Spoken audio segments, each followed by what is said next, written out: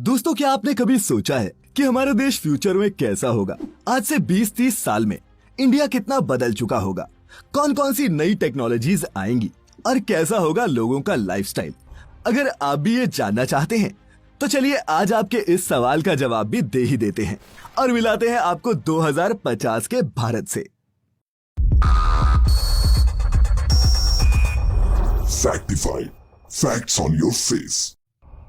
अर्थव्यवस्था 2050 में भारत कैसा होगा ये जानना है तो सबसे पहले जरा भारत की इकोनॉमी को देखते हैं।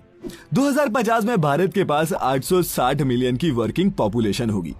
आज भारतीयों की एक महीने की औसत आय जहां 15,000 रुपए से भी कम है, वहीं 2050 में एक भारतीय की औसत आय आज से 3 गुना बढ़ जाएगी।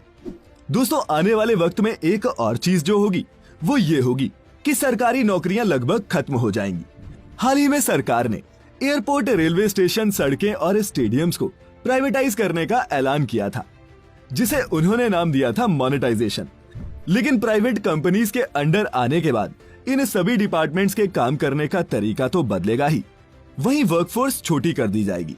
PwC की रिसर्च रिपोर्ट के मुताबिक 2050 तक भारत अमेरिका को पछाड़कर दुनिया की दूसरी सबसे बड़ी अर्थव्यवस्था बन जाएगा। आज के समय में हमारी purchasing power parity 11 trillion dollars है, जो 2050 में बढ़कर 44 ट्रिलियन की हो जाएगी। और ऐसा अनुमान भी लगाया जा रहा है कि वर्ल्ड GDP का 15% हिस्सा 2050 में भारत के कंट्रोल में होगा। लेकिन दोस्तों, इन सभी नंबर्स को पाना आसान नहीं होने वाला। दुनिया की दूसरी सबसे बड़ी अर्थव्यवस्था बनने के लिए पहले सरकार को देश में वेल्थ गैप को कम करना होगा और इकोनॉमिक पॉलिसीज को और भी ट्रांसपेरेंट और बेहतर बनाना होगा, वरना 2050 तक एक समृद्ध भारत देखने के ये दावे सिर्फ दावे बनकर ही रह जाएंगे।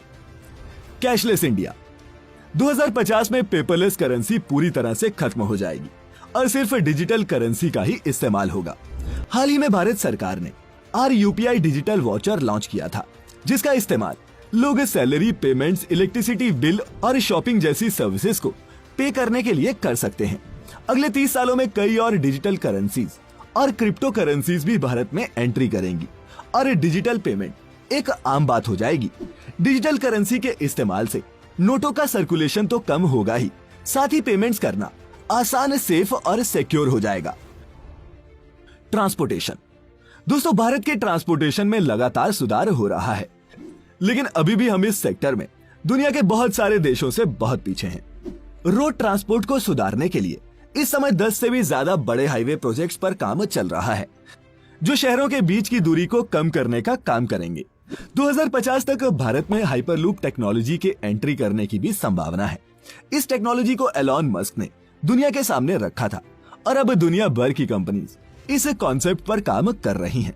दोस्तों, हाइपरलूप टेक्नोलॉजी में एक टनल बिल्ड किया जाता है, जिसमें हवा का प्रेशर बहुत कम होता है, जिससे ट्रेन की स्पीड आम स्पीड से 5 गुना ज्यादा हो जाती है।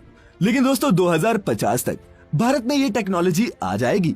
अभी इस पर एक बड़ा क्वेश्चन मार्क है, और वो इसलिए क्योंकि 1965 में जापान में शुरू हुई बुलेट ट्रेन टेक्नोलॉजी को 7 दशक के बाद 2015 में देश में मुंबई से अहमदाबाद के बीच शुरू करने का ऐलान किया गया था।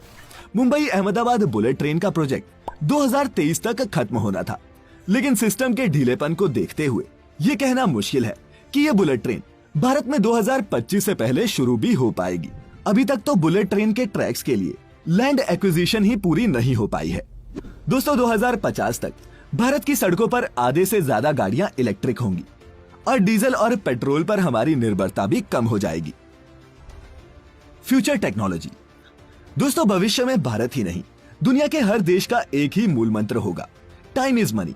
हाई टेक्नोलॉजी टाइम सेविंग पर ही बेस्ड होगी और आज से कहीं ज्यादा सिक्योर और हाईटेक होगी। भारत में इस साल 5G की एंट्री हुई है, लेकिन 2050 तक तो भारत में 8GB आ चुका होगा और इंटरनेट स्पीड्स 5G जनरेशन से कई गुना फास्ट हो जाएंगी। हमारे देश की 100% पॉपुलेशन सोशल मीडिया पर शिफ्ट हो जाएगी और लोग रियल से ज्यादा वर्चुअल लाइफ में जिएंगे। वर्क फ्रॉम होम का कल्चर भी चलता रहेगा। 2050 में आज की तरह इलेक्ट्रिसिटी जनरेट करने के लिए वायरिंग की जरूरत भी नहीं पड़ेगी, क्योंकि तब तक दुनिया में वायरलेस इलेक्ट्रिसिटी बहुत आम बात हो जाएगी। जापान में तो वायरलेस इलेक्ट्रिसिटी पर काम भी शुरू हो चुका है और जल्द ही दूसरे देश भी वायरलेस इलेक्ट्रिसिटी पर अपनी टेस्टिंग शुरू कर देंगे। वायरलेस इलेक्ट्रिसिटी के आने से हमारे शहर तो साफ सुथरे हो ही जाएंगे, साथ ही इलेक्ट्रिक शॉक से होने वाले डैमेजेस भी कम हो जाएंगे। दोस्तों 2050 में कोई भी ये बड़े बड़े स्मार्टफोन्स इस्तेमाल नहीं करेगा। फ्यूचर में स्मार्टफोन्स की टेक्नोलॉजी ब्रेसलेट स्मार्ट वॉचेस में मिलने लगेगी। Computer vision, smart newspaper, social network integration जैसी टेक्नोलॉजी हमारी डेली लाइफ का हिस्सा बन जाएंगी। 2050 के भारत में 3D प्रिंटिंग की मार्केट भी मेन सेक्टर्स में शामिल होगी और कार, बाइक्स जैसे व्हीकल्स भी 3D प्रिंटिंग मशीन से बनने लगेंगे। भारत की आर्टिफिशियल इंटेलिजेंस इंडस्ट्री भी ऐसी सुपर मशीन से डेवलप करेगी जिसकी मदद से फैक्ट्रीज में 24 घंटे काम पॉसिबल होगा। अस्पताल में ह्यूमन डॉक्टर से ज्यादा रोबोट डॉक्टर्स होंगे। आज के जमाने की कई नौकरियां खत्म हो जाएंगी और इस समय के साथ साथ नए रोजगार भी उपलब्ध होते जाएंगे। अंतरिक्ष, स्पेस। दोस्तों दुनिया भर के देश स्पेस का रहस्य जानने और दूसरे प्लैनेट्स पर जिंदगी ढूंढने के लिए लगातार स्पेस में रिसर्च कर रहे हैं। इसरो भी आने वाले सालों में कई बड़े मिशंस को अंजाम देने वाला है। गगनयान, शुक्रयान और सन स्टडी जैसे मिशंस सिर्फ भारत के लिए ही नहीं बल्कि पूरी मानव जाति के लिए स्पेस में कई नए दरवाजे खोलेंगे। जिस स्पीड से दुनिया की मल्टीनेशनल कंपनीज स्पेस में काम कर रही हैं, उससे साफ है कि 2050 तक मार्स और दूसरे प्लैनेट्स पर भी लाइफ संभव हो सकेगी। और जैसा कि आप जानते हैं कि अब दुनिया भर की स्पेस कंपनीज स्पेस टूरिज्म में एंट्री कर रही हैं, इसीलिए इसरो भी स्पेस टूरिज्म में एंट्री का रोड मैप तैयार कर रहा है। इसरो का गगनयान मिशन स्पेस टूरिज्म की तरफ भारत का पहला स्टेप है। इस मिशन पर इसरो 3 क्रू मेंबर्स को 7 दिनों के लिए स्पेस में भेजेगा और अगर ये मिशन सक्सेसफुल रहता है तो इसरो आने वाले समय में सैलानियों को भी स्पेस में लेकर जाने की तरफ कदम बढ़ा देगा। Education system. दोस्तों अगर भारत को 2050 तक विश्व गुरु बनना है तो एजुकेशन सेक्टर पर सबसे ज्यादा काम करना होगा, क्योंकि हमारा एजुकेशन सिस्टम आउटडेटेड हो चुका है। भारत ने पिछले साल ही अपनी एजुकेशन पॉलिसी में बदलाव किए हैं, जिसका फायदा अगले 15-20 सालों में देखने को मिल सकता है। अब स्कूलों में थ्योरी से ज्यादा प्रैक्टिकल्स होंगे तो जाहिर है बच्चों का टेक्नोलॉजी की तरफ ध्यान बढ़ेगा। नॉर्वे, अमेरिका जैसे देशों की तरह अब भारत में भी स्टूडेंट्स को हायर स्कूल के दौरान वोकेशनल कोर्सेज कराए जाएंगे और समर वेकेशंस में इंटर्नशिप्स।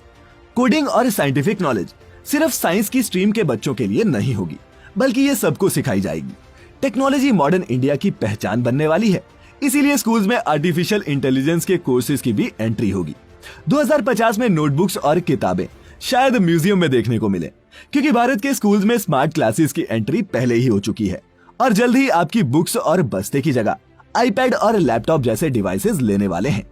दोस्तों हम चाहें तो 2050 में भारत को वर्ल्ड का एजुकेशन सेंटर बना सकते हैं। एक्सपर्ट्स की माने तो 2050 तक भारत का लिटरेसी रेट 90% से ऊपर होगा, पर यह सब कैसे होगा ये अभी कहना थोड़ा मुश्किल है, और वो इसलिए क्योंकि महामारी के बाद आई गरीबी की वजह से करोड़ों बच्चों ने स्कूल छोड़ दिए हैं और उनमें से लाखों ऐसे हैं जो स्कूल की शक्ल फिर कभी नहीं देख पाएंगे। गरीब परिवार से आने वाले बच्चे किताब भी मुश्किल से खरीद पाते हैं। ऐसे में स्कूल डिजिटाइज्ड हो जाते हैं तो उनके पास स्मार्टफोन और आईपैड जैसे गैजेट्स कहां से आएंगे। इसीलिए अगर हमें अपने देश के स्कूल्स को स्मार्ट बनाना है तो सभी स्कूलों में पहले ये जरूरी सुविधाएं मुहैया करवानी होंगी, ताकि गरीब परिवार से आने वाले बच्चे भी इस डिजिटल युग में दुनिया के साथ कदम से कदम मिलाकर चल सकें। Indian defence power. दोस्तों भारत को शक्तिशाली देश बनना है तो डिफेंस पावर पर भी काम करना होगा। भारतीय सेना का जंग में तो कोई मुकाबला नहीं है, पर आने वाले सालों में जंग हथियारों से नहीं बल्कि टेक्नोलॉजी से लड़ी जाएगी और इसकी तैयारी भी भारत ने शुरू कर दी है। हमारी इंटेलिजेंस एजेंसीज लगातार अपनी टेक्नोलॉजी को इंप्रूव कर रही हैं और जल्द ही इंडियन डिफेंस में आर्टिफिशियल इंटेलिजेंस को भी शामिल कर लिया जाएगा। 2050 की इंडियन डिफेंस फोर्सेज में हाईटेक वेपन्स और एयरक्राफ्ट्स के साथ रोबोटिक टेक्नोलॉजी भी देखने को मिलेगी। सरकार ने भारत इलेक्ट्रॉनिक्स लिमिटेड के साथ मॉडर्न रेडियो सिस्टम्स की 1000 करोड़ रुपए की डील साइन की है। इस टेक्नोलॉजी से इंडियन आर्मी का टेक डिपार्टमेंट पहले से काफी स्ट्रॉन्ग हो जाएगा और हार्श से हार्श कंडीशंस में भी हम जंग करने को तैयार होंगे। दुनिया भर के एक्सपर्ट्स की माने तो 2050 तक भारत एक वैश्विक लीडर बनकर उभरेगा। सबसे ज्यादा पॉपुलेशन होने की वजह से भारत की वर्कफोर्स और प्रोडक्शन पावर सबसे ज्यादा होगी। हाई परचेजिंग पावर की वजह से दुनिया की सभी एमएनसी कंपनीज के ऑफिसेज इंडिया में होंगे। बिजनेस इनसाइडर की एक रिपोर्ट के मुताबिक दुनिया की 67% कंपनीज की इन्वेस्टमेंट लिस्ट में भारत टॉप पर है। वर्ल्ड की टॉप 15 कंपनीज के सीईओ इंडियंस हैं और आने वाले सालों में ये नंबर और भी बेटर होगा। लेकिन ये सब तभी पॉसिबल हो पाएगा जब कंपनीज को एक अच्छी मार्केट के साथ साथ एक अच्छा वर्किंग एनवायरनमेंट और फ्लेक्सिबल गवर्नमेंट पॉलिसीज मिलेंगी, जिन पर हमें अभी बहुत काम करना है। आने वाले वक्त में लोगों के लिए कई नई जॉब अपॉर्चुनिटीज जनरेट होंगी, तो कई पुरानी नौकरियां पूरी तरह से खत्म हो जाएंगी। पर दोस्तों, अगर आप फ्यूचर के भारत की इस तस्वीर को सच होते देखना चाहते हैं तो दिल लगाकर मेहनत कीजिए और आप जो भी काम करते हैं उसमें ईमानदारी रखिए, करप्शन से दूर रहिए, क्योंकि देश की तरक्की में देश के हर नागरिक का योगदान होता है। जब आप और हम आज मेहनत करेंगे तभी तो 2050 तक हमारा देश ये सब अचीव कर पाएगा। और जो मैं हमेशा कहता हूँ, जब भी वोट करिए एक अच्छा लीडर चुनिए, क्योंकि जब तक हमारे पास एक अच्छी सरकार और अच्छे लीडर्स नहीं होंगे तब तक इस वर्ल्ड मैप पर हम नंबर 1 नहीं हो सकते। और हाँ, कमेंट करके आप जरूर बताइएगा कि आपको भविष्य का भारत पसंद आया या फिर आपको आज का इंडिया ही ज्यादा बेटर लगता है। वीडियो अच्छी लगी हो तो इसे लाइक करने के साथ साथ अपने दोस्तों के साथ शेयर जरूर करें। मिलेंगे जल्द ही एक ऐसी ही और इन्फॉर्मेटिव वीडियो में। तब तक अपने चहेतों का ख्याल रखें, खुश रहें और वीडियो पूरी देखने के लिए आपका बहुत बहुत शुक्रिया।